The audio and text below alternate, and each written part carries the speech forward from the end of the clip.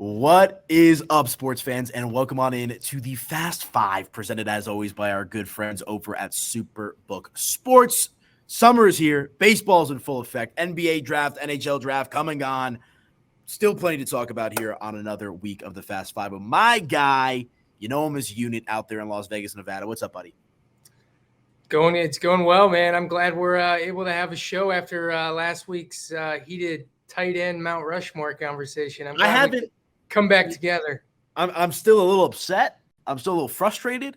I had a couple people that DM'd me and were like, I like this thought that you're on, good for you putting yourself out there. So I felt a little justified in what I was saying last week, but I'll save the spicy Cowboys takes for when we get to the actual NFL season. But yes, the show rolls on and the bets roll on over at Superbook Sports. When you use promo code APBETS when you sign up with our good friends over at Superbook, you're going to get a bonus up to $250 when you use promo code APBETS on Superbook Sports. All you got to do, deposit some money, place a wager, and use that promo code. You're going to find yourself with a nice little bonus from our good friends over at Superbook Sports. I got cleaned out this week. I can't bet baseball right now. I know we're not talking about specific games right now, but like I maybe I got to use my own promo code, buddy, because I'm getting close here a little bit. I mean, I've just been on a cold streak when it comes to my baseball plays as of late. So for anyone out there, if you haven't heard of Superbook Sports, don't be in my position. Use that promo code APBETS and get your money.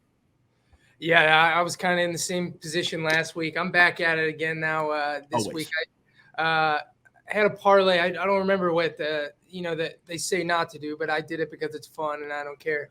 I had these two legs that cash, and then the third leg I just threw in there was the Rays, who are like the best team in baseball, against the Royals, and the Royals ended up winning, and I lost because I decided to throw in that ridiculous minus 350 or whatever leg in there, and then I look on Twitter later in the night and I see that was the biggest upset of the MLB season so far. So that's how it was going for me last week. This week a little better. So we're back on track betting baseball. That's how the cookie crumbles.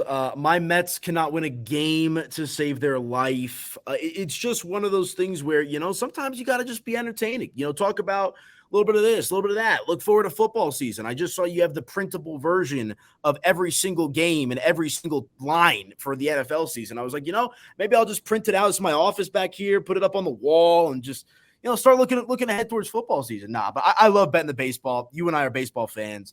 It's always fun to talk shop on the diamond and whatnot, but it's a grind, man. I mean, every single day. And then Wednesday's game started at 11 o'clock in the morning. And it's just like, that's the thing about the NFL. And I think that's part of the reason why the NFL is as successful as it is and as popular as it is, because when you restrict or only have, one big day a week, it forces the hand of the audience to lock in and pay attention. Of course, you've got Thursday night, Monday night.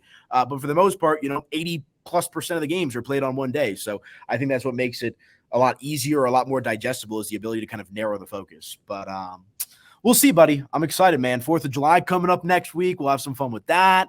And away we go. But we got some fun topics today. If you're looking at the little rundown on the side, you're probably like, NCAA covers, pitcher selection, the match, Ohtani, pennants, right? The last two are kind of standard. But let's get started here. You had a pretty fun concept, and obviously you and I grew up in kind of the golden age that was sports video games, Madden, MLB The Show, NBA Live, NBA 2K, all that kind of stuff. And when you and I were probably in high school or maybe at the end of grade school, whenever it was, EA Sports decided to pull the plug on the NCAA franchise for the football games and the basketball games as well. I always like the basketball games. But it's been quite some time without NCAA football games, college football that is, on console, PC, whatever it might be. It is eventually going to make a comeback, but you had an interesting take about filling in the gaps, huh? Yeah, so, I mean, I'm on the same page as you. I think without a doubt that the NCAA football games were the best video games ever. I remember, probably in like middle school, I would get home from school, and then for just hours, I would play like Road to Glory. So I would where you start off in high school, and then you get to pick your college, you're recruited, and then you play all there.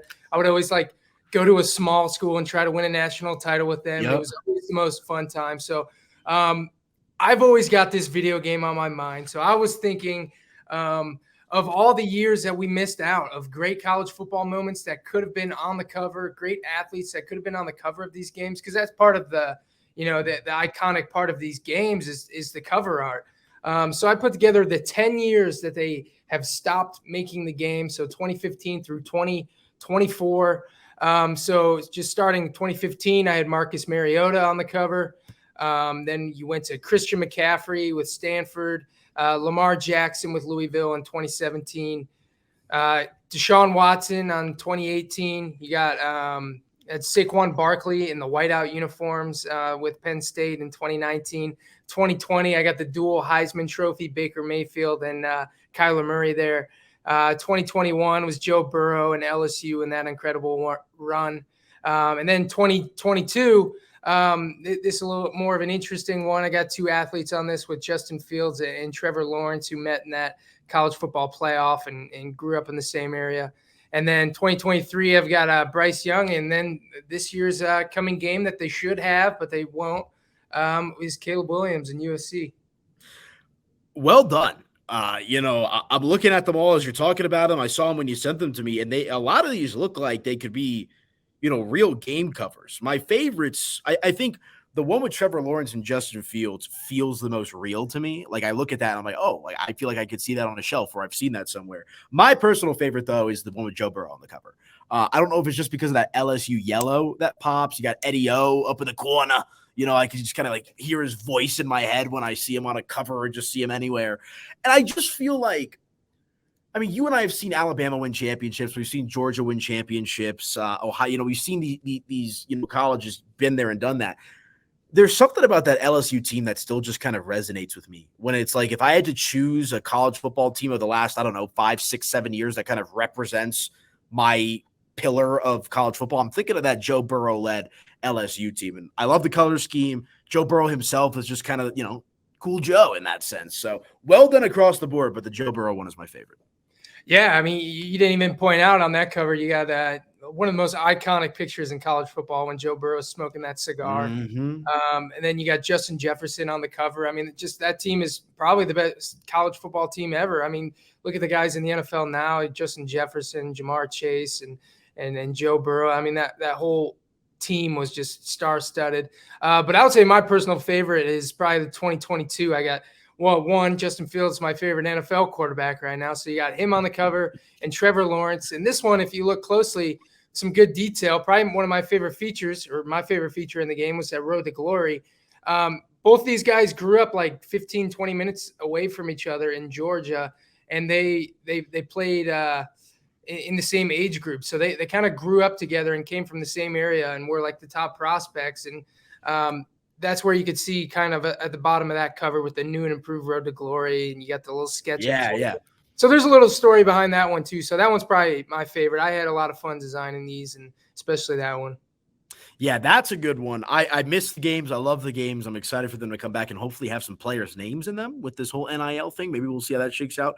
Although mascot mode is easily the best part of that game. I love me some mascot mode. So who's your favorite mascot to play with? Who's the funniest mascot to play? I used to always play with the Rutgers Scarlet Knight. That was my go-to. I used to always play. My whole family's from North Jersey, so it was just kind of like that thing, but that like little grin with like the big old, not crown, but like his armor on top.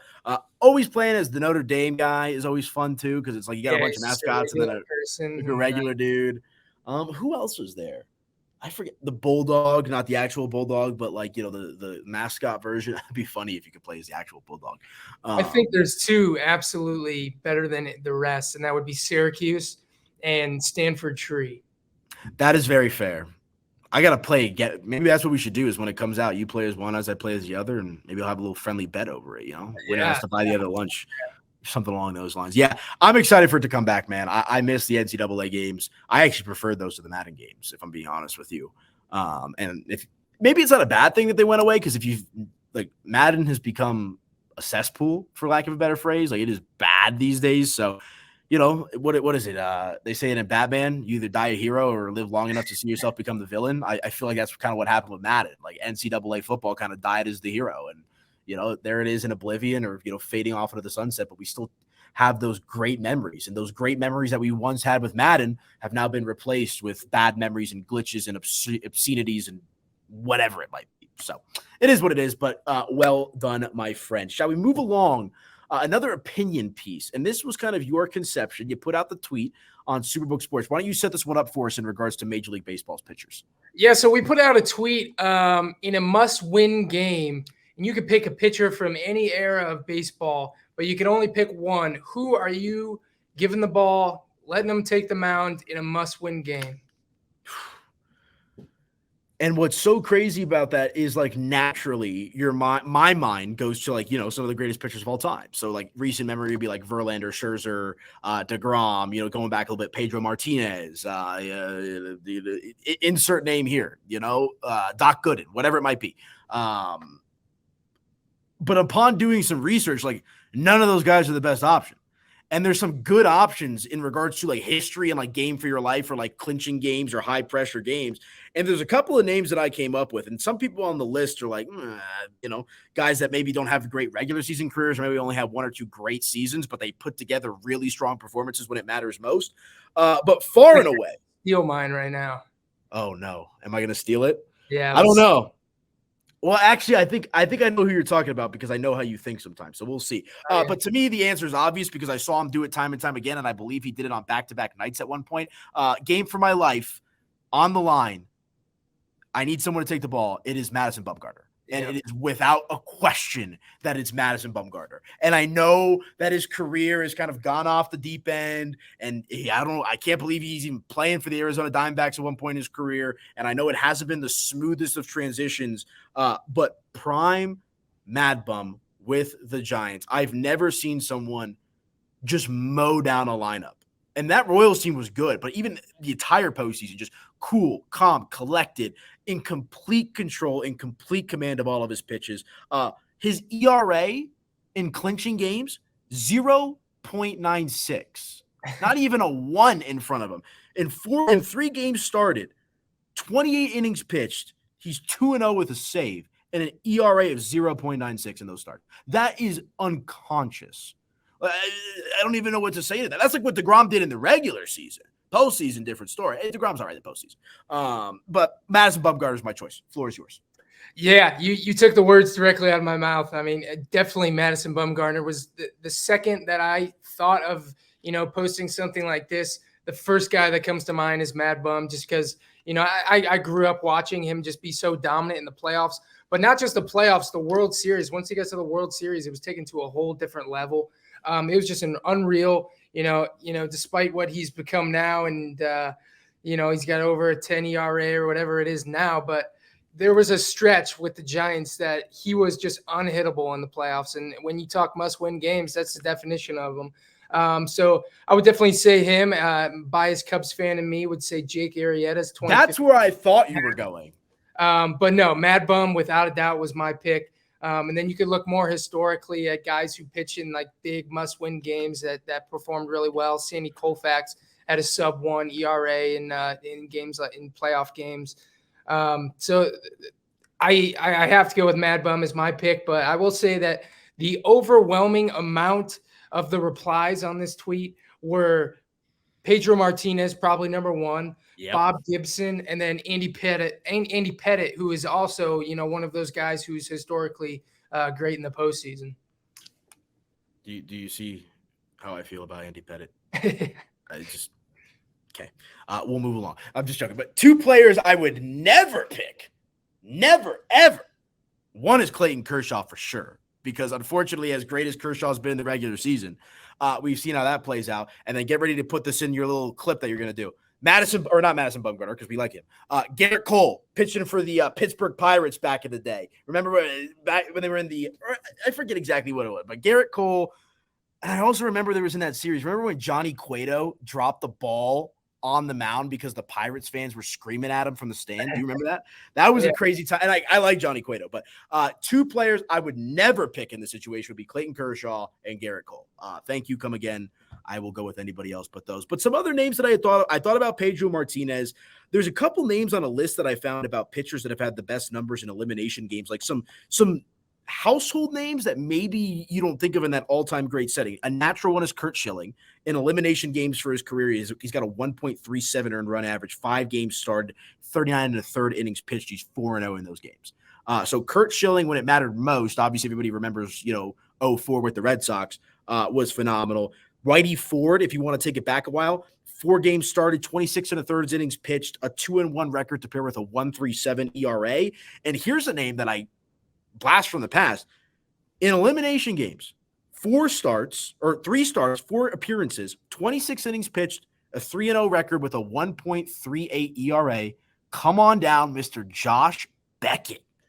Wow. Really strong numbers in the clutch as well. So Beckett, Whitey Ford, Bumgardner, and who was the other one that I just mentioned? I forget now. Kurt Schilling. Those are the big 4 of guys that I would want with a game for my life. Yeah, I feel like you could talk about this literally all night long with the amount of, legendary pitchers in the MLB history. And, there's just guys we didn't mention. Nolan Ryan, that's a guy that came to mind. I mean, just looking at the longevity of his career, I know it's just 1 game, but, the ERAs that he's had in his career are pretty remarkable, and all the no-hitters, everything. One other guy that is also our lifetime watching in the postseason just mow down people, which would be a good pick for this too, would be Roy Halladay. From Colorado, from Arvada West High School, Mr. Roy Halladay. Actually, selfish plug. In the playoffs. That's wow.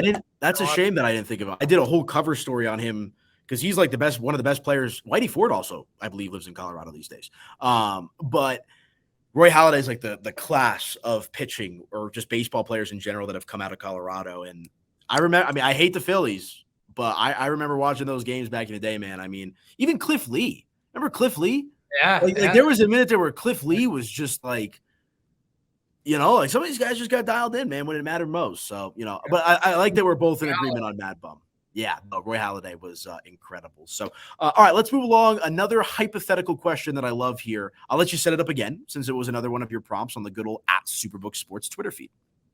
Okay, so we've got the match tomorrow, or if you're listening today, of the golf match between Klay Thompson, Steph Curry, and against Patrick Mahomes and Travis Kelce. I think this is the 8th one that they've done. So we put out the question: if you could pick the 2 duos to play in a televised golf match, who would you pick, or who would you be most entertained by playing a golf match on TV? You're either going to love, hate, or laugh at this. We're going with anybody in the world, right? I could be celebrity, whatever it might be. Anybody that's kind of somewhat realistic, at least. So, there's those memes going around on Twitter about like name a historic battle or whatever, like using pictures. I would put 50 Cent and John Jones on one team, right? 50 Cent and John Jones. On the other team, Floyd Mayweather and Francis Ngannou. There it is. You got 2 heavyweights that absolutely do not like each other and refuse to fight. And I don't know if you know the backstory with the whole 50 Cent Floyd Mayweather beef. If you don't, look it up.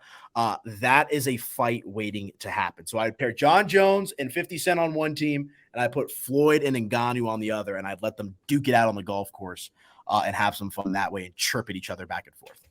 Do you know how good any of these guys' golf games are? I've never seen any of them golf. I have no idea. I would imagine Floyd's pretty good. I would imagine Floyd, he's got a lot of time on his hands these days. I would just watch that because I want to see Floyd and 50 beef in person. And then anytime John Jones and Ngannou get in front of each other, it's always, put the Michael Jackson meme in front of me. Like, what's going to happen with those two? I feel like Floyd's got a good golf game. I mean, 50 Cent feels like he's done everything at least once in his life. So I feel like he knows how to swing the clubs. Ngannou and Jones, I don't know. Like, John Jones had a lot of free time on his hands. Like, I don't know what the golfing scene is like down there in New Mexico. Ngannou, I have no idea. But for me, it's more so the concept of let's get some crazy personalities and put them together. Okay, I had that same thing when it came to personalities, but guys that I've at least seen a few video clips of them golf or are actual golfers. So I'll start. I had two hypothetical groups that I put together, but first I'll start with the one that I'm actually going with, and that'll be team of John Daly and Rob Gronkowski. Ooh. That would be a hell of a group. And then they would go head-to-head against Phil Mickelson and Charles Barkley. I like that. I feel like Chuck and Phil on the same team. That would be a hoot. Yeah, they might be better. I don't know how good Gronk is, so I think Phil and Barkley would have the edge. But if you have those 4 personalities on TV, I think that's a must-watch. Yeah, I mean, anytime John Daly's on my TV, I want to gamble. They have to drink too. I think they have to drink. Oh yeah. We gotta figure out a way to get Daly down to the Westgate in Vegas and do something, because I just want to sit the slot machines and see the man, the myth, the legend in action, Mr. John Daly. So, yeah, I think you could find him at a Hooters somewhere. We love Hooters here in Colorado. Big fan of Hooters. But yeah, I like that one. What was your other one? And then my second one would be Michael Jordan and Wayne Gretzky against Alexander Ovechkin and LeBron James. So, I think that would just be interesting personalities, and then it would just be another thing that Michael Jordan's better than LeBron at. Ooh, I like how you sneak that in there at the end. That would be a fun one. I feel like if we were going basketball players, you got to have Jordan. I mean, that's the thing. Stephen Clay's a fun one with this match that's coming up as well. Like, I like the idea of, players in a similar realm. Like, it's almost like in Space Jam, like before, like Michael gets sucked down in the golf hole. It's like there's Larry out there, and they got everybody out there. They're all, hitting balls and whatnot. You know who would be interesting? And this is because I've read about it. I haven't actually seen him play. They say that Jerry West is one competitive SOB on the golf course. And I know they kind of overblew it in the video or the show that they did on HBO with all that kind of stuff. But what about like an old school versus new school? What if it was like Jerry West and Michael Jordan against LeBron and Steph? That would be interesting. I've never seen LeBron golf, though. That's when I was thinking. That's why that one kind of went second, is because I've never seen LeBron golf. So I don't know if he plays. I feel like he's got to have a game. Like, how are you LeBron James and you don't golf? I don't know. Maybe it's more of a thing when their athletes are retiring. He's still going, so maybe. Well, someone who is not going to retire anytime soon, or we hope he doesn't, because he's the second incarnation of Babe Ruth, is Shohei Ohtani. And this guy I don't even know what to say. And I was kind of one of those Ohtani doubters or skeptics, I guess you could say. I was just like, I'll believe it when I see it, right? I before him, I was like, this ain't 1920. You can't pitch and hit at a high level. Maybe you could do both, but not at like an A+ level on both sides of the spectrum, right? And it's like Shohei Ohtani comes in here, and if it wasn't for a historic season from Aaron Judge last year, would have won the MVP once again. And he is just on a tirade. What is it? Striking out 10, hitting 2 bombs along the way earlier this week as well. I mean, I haven't seen anything like this, my friend. I mean, I was texting my dad. I was texting my friends, like everybody. This guy is a total unicorn for our generation, and he really is the closest thing to Babe Ruth we've had since Babe Ruth himself. Yeah, and he's done it for longer than Babe Ruth. I think already he's been a dominant pitcher for longer than Babe Ruth ever was. But Shohei Ohtani is the best athlete in their respective sport in the entire world, and I don't think it's even relatively close. I mean, the stuff he does on a night in, night out basis is just ridiculous. I know it's all over social media that he's leading the Angels in literally every statistic pretty much except saves because he doesn't close. Hitting and pitching. I mean, there's never been anything like Ohtani, and I can't wait to see the dollar signs that this guy gets when he finally gets that contract, because essentially he's 2 elite baseball players in one. And it's not like when he's pitching, he's got a little bit of an off night at the plate, or he's not paying as much attention to his at bats. Last night he had 10 Ks on the mound, and then he hits 2 bombs, and he went 3 for 3 with a couple RBIs. It's unreal, and I don't get surprised by anything he does anymore, because you just expect something crazy every time this guy takes the field. It's miraculous. I mean, it really is get your popcorn ready type material of like, you can't miss it. It's to me, it's like the closest I felt to when Barry Bonds was chasing the home run record, where it was like when Barry Bonds up to bat, you stop what you're doing and you watch that at bat. And that's how I feel about Shohei, in the sense of he's pitching, he's hitting. That's what I'm focusing on, because it's poetry in motion. I mean, you really see him painting a picture in front of you, with the way that he's able to play the game, both as a pitcher and as a batter. So it's fantastic. My guy, Uncle Steve, Mr. Steve Cohen, I think is getting ready to throw $1 billion his way, hopefully. I know he's got a lot of money. So, we'll see if that comes through.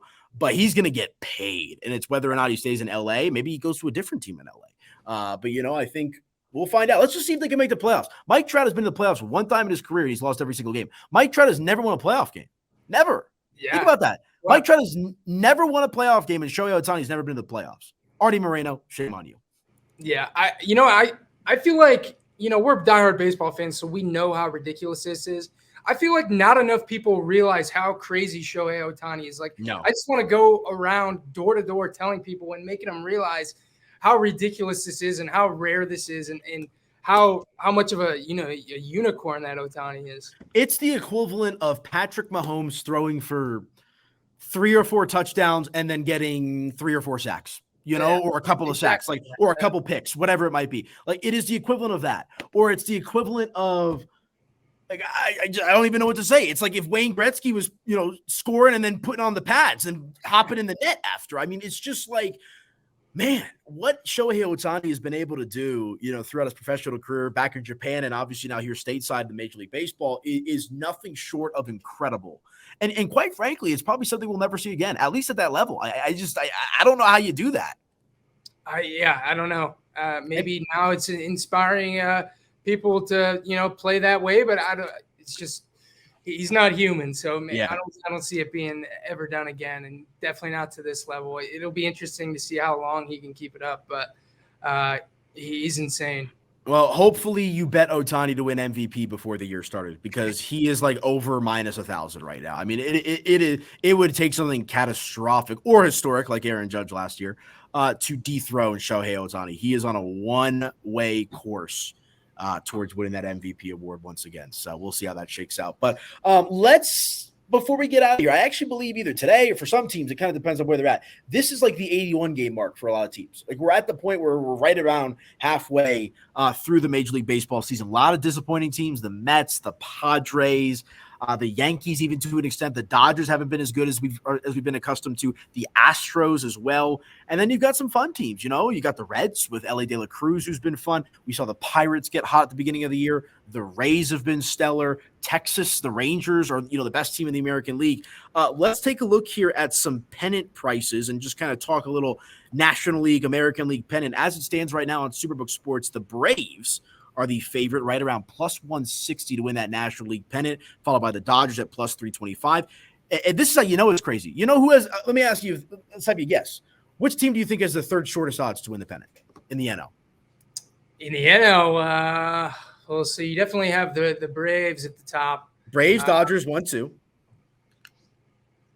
Well, I think the Padres are still got to be up there, and then I don't think you can really count out the D-backs right now the way they've played, and I mean they've got a pretty good lead on that division too. I think it's still around 2.5 games. The Arizona Diamondbacks have the third shortest odds to win the National League pennant. They're at plus 800. Giants at 9-1. Padres at 10-1. How you feeling about this National League pennant race, my friend? If you had to make a bet today, who you betting? Well, I hate to be chalky, but I definitely see it being the Braves. But if looking towards value, I do think that the Padres are going to turn it on in the second half. I think things are going to start to come together for the Padres. And they're at 9-1 right now, I believe. I do like them. And I think that division is going to, have quite a bit of a shakeup here in the second half. I love the D-backs with, they could have the Cy Young and the Rookie of the Year in the same year, but it would be crazy to see if they could hold on to that tough division. So I guess I would put my money on the Padres and the Braves if I'm feeling chalky.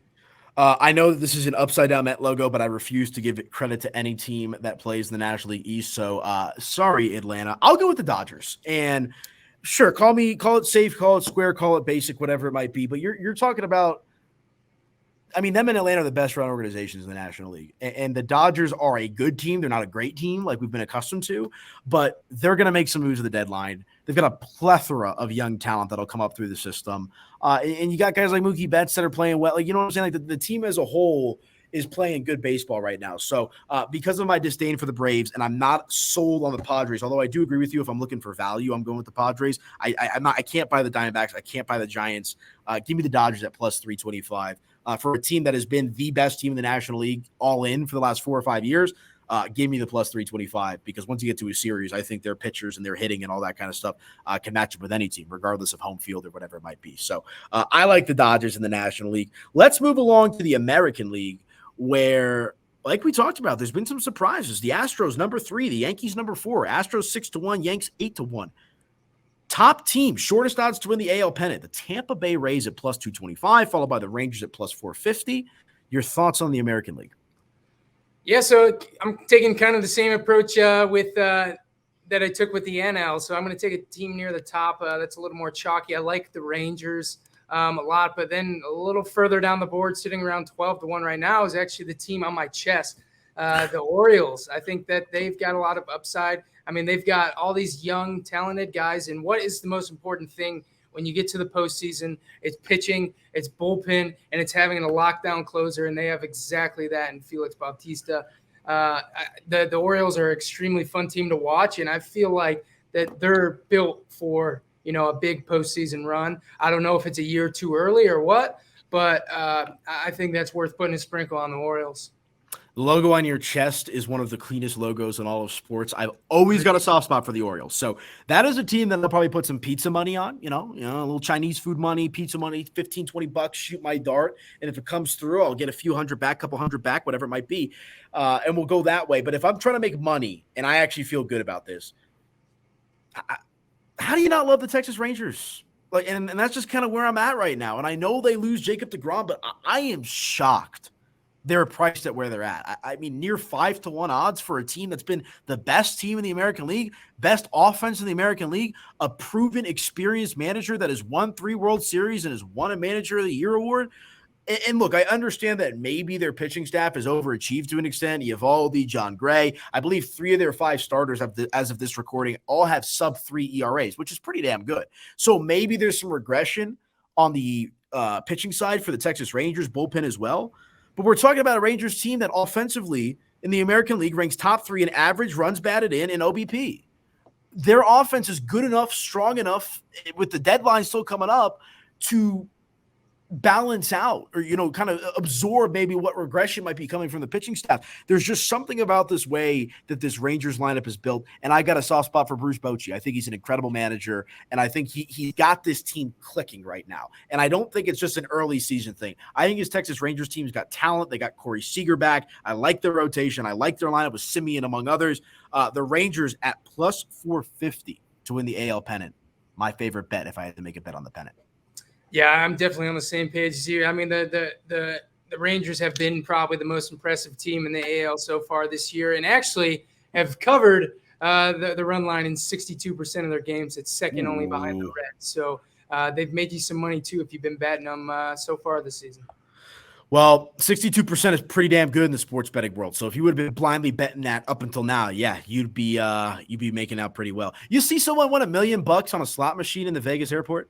Yeah, why can't I ever do that? I mean, when you're waiting for your flight, you always got to throw a couple bucks in there. One day. I heard that they missed their flight too, so that's a bummer. I ain't going on the flight. You think I'm flying commercial? Absolutely not. What are you talking about? I win $1 million. Whoa, we're extending the trip, baby. So I'm staying at the Westgate. I'm getting my bets down with the Superbook, probably giving some of it back.